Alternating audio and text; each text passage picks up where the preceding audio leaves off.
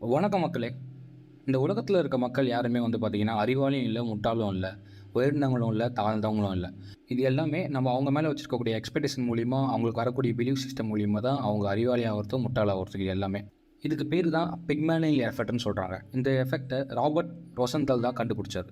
இந்த எஃபெக்ட்டை அவருடைய லேபில் எலிகள் மூலிமா கண்டுபிடிச்சி, இதை ஒரு ஆர்டிகல்ஸாக எழுதி கடைசியில் எலிகளுக்கு இந்த மாதிரி இருக்குது, அப்போ மனுஷங்களுக்கு எப்படி அப்படின்னு முடிக்கும்போது, இதை பார்த்த ஒரு யூனிவர்சிட்டி பிரின்சிபல் இந்த எஃபெக்ட்டை நீங்கள் எங்கள் ஸ்கூல் மேலே டெஸ்ட் பண்ணி பார்க்கலாம், எங்கே இருக்க பசங்கள் மேலே நீங்கள் டெஸ்ட் பண்ணி பார்க்கணும்னு சொல்லும்போது அவரும் ஓகே சொல்லிவிட்டு அந்த ஸ்கூலுக்கு அவர் போகிறாரு.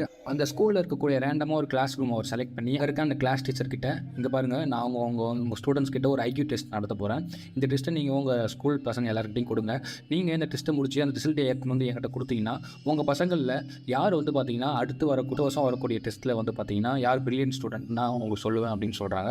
அந்த கிளாஸ் டீச்சரும் அவர் சொன்ன மாதிரி அந்த டெஸ்ட்டை கண்டக்ட் பண்ணுறாங்க. ரிசல்ட் வந்தோடனே அந்த ரிசல்ட் எடுத்துகிட்டு போயிட்டு அவங்ககிட்ட கொடுக்கும்போது அவர் ஒரு 10 பேர் செலக்ட் பண்ணி இவங்க தான் அடுத்த வருஷம் பிரில்லியண்ட்டாக வருவாங்க அப்படின்னு சொல்கிறாங்க. அதே மாதிரி அடுத்த வருஷம் வரக்கூடிய டெஸ்ட்டில் ரிசல்ட்டில் இவர் யார் 10 பேர் சொன்னாங்களோ அவங்க 10 பேர் அதிகளவு இப்போ இருக்கிறத விட அதிகமாக பெர்ஃபார்மன்ஸ் பண்ணி எல்லா பேப்பர்லேயும் பாஸ் ஆகிறாங்க.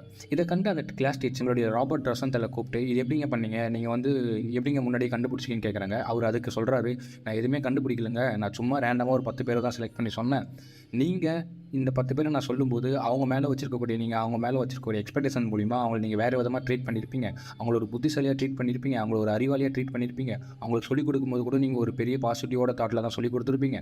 அந்த பிலீவ் சிஸ்டம் மூலிமா தான் அவங்க இந்த எக்ஸாம் பார்த்தீங்கன்னா கிளியர் பண்ணியிருக்காங்க அப்படின்னு சொல்கிறார். இந்த ஸ்டோரி மூலியம் நம்மளுக்கு தெரிய வருது என்ன அப்படின்னா, நம்ம இன்னொருத்தருக்கு மேலே வச்சுருக்கக்கூடிய பிலீவ் சிஸ்டம், எக்ஸ்பெக்டேஷன், அவங்க மேலே நம்ம அதிக அளவு எக்ஸ்பெக்டேஷன் வச்சு அவங்க பாசிட்டிவான நோக்கில் நம்ம நடத்தணும் அப்படின்னா, அவங்களும் அவங்க பாசிட்டிவ் நடத்தும் போது அவங்களே நம்பி பாசிட்டிவான தாட்டில் அவங்கள மூலையை செயல்படுத்தி அவங்க பிலீவ் சிஸ்டம் அதிகப்படுத்தி அவங்க மேலே இருக்க பிலீவ் மூலிமா அந்த காரியத்தை அவங்க செஞ்சு பிடிப்பாங்க. இப்போ நீங்கள் அவங்க மேலே ஒரு எக்ஸ்பெக்டேஷன் வைக்காமல் ஒரு நெகட்டிவ் தாட்டில் அவங்களை நீங்கள் ஃபாலோ பண்ணீங்க அப்படின்னா, அவங்க நெகட்டிவ் தாட்டில் அவங்களை நீங்கள் ட்ரீட் பண்ணீங்க அப்படின்னா, அவங்ககிட்ட இருக்கக்கூடிய பிலீவ் சிஸ்டம் அவங்களே டவுன் பண்ணிப்பாங்க, அது குறைஞ்சிடும். அது மூலிமா நம்ம சாதிக்க முடியாது, நம்ம எதுவுமே பண்ண முடியாதுன்ற நம்பிக்கை அப்படின்ற தாட் பார்த்தீங்கன்னா அவங்களுக்கு ஆட்டோமேட்டிக்காக உருவாகும்.